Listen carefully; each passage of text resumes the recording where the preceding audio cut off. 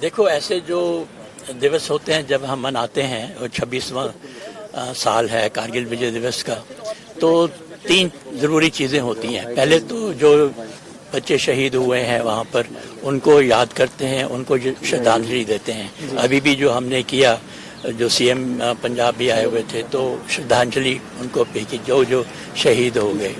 दूसरा ये होता है कि जो उस वक़्त की लड़ाई लड़ी है तो उसके ऊपर सोच विचार होता है, क्या अच्छाइयाँ हुई, कुछ वहाँ पर गलतियाँ भी हुई हैं, तो उन चीज़ों को दोबारा स्टडी करना।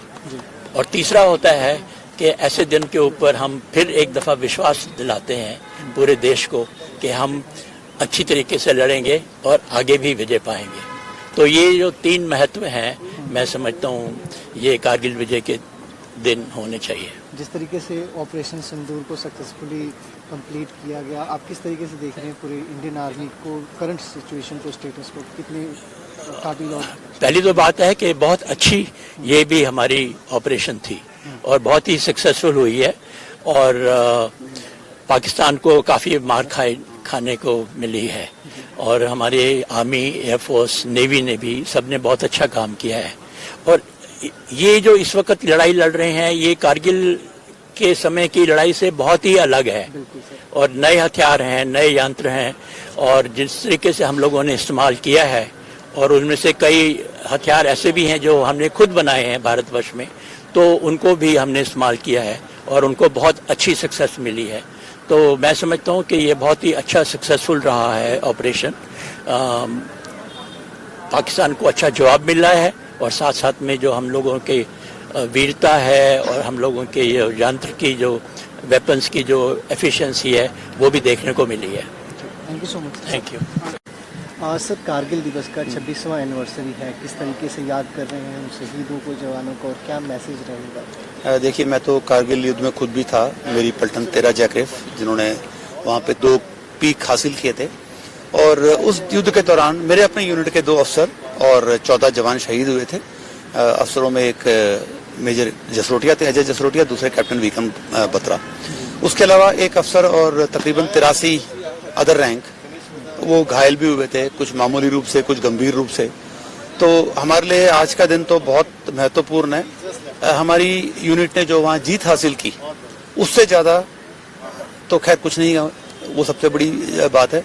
लेकिन साथ ही हमारे लिए ये एक श्रद्धा का दिन है, क्योंकि जो हमारे साथ नहीं है, ये सब उनकी बदौलत हुआ है। हम सब उनके साथ थे। आज हम जो भी जिस तरह से हम सबके सामने शान से बोलते हैं, उन सब में उन सबका योगदान है, हमारा अकेला का योगदान नहीं है।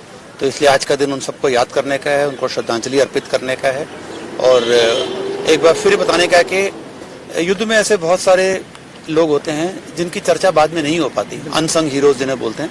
तो उनके जो महत्व से हम जो है, उनका महत्व हमेशा रहेगा, चाहे लोग उनको जाने न जाने। तो इसीलिए आज का दिन उन लोगों को याद करने के लिए, खासकर जिन्होंने अपने प्राणों की आहुति दी, बहुत महत्वपूर्ण है। आपने कारगिल का युद्ध भी देखा, उसके बाद ऑपरेशन सिंदूर की कामयाबी भी देखी। हाँ जी।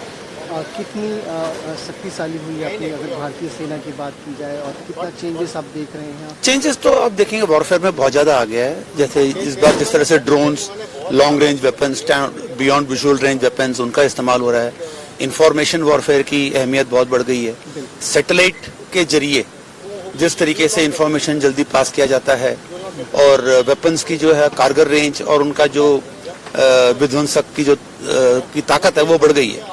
लेकिन उन सब में उस हर हथियार के पीछे जो है ultimately it is a human factor.